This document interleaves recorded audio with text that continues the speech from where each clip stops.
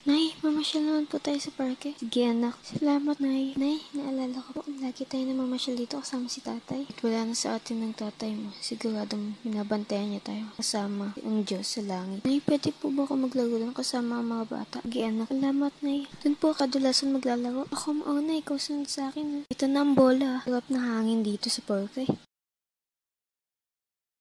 Pati, halik ano po yun, Nay? Oras na para tayo ay umuwi. Taas ng sikat ng araw. Magpapaalam lang po ako. Sige, bilisan mo.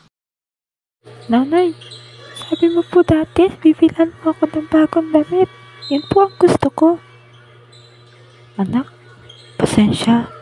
Wala pang pera si nanay eh. Nasusunod na lang ha. Opo, Nay. Naintindihan ko po. Walimos po. Maawa po kayo. Di pa po nag-aalmusal. Pasensya na. Wala akong pera. Pero madala kaming suman. Ako, pasensya na po. Gutom na po talaga ako.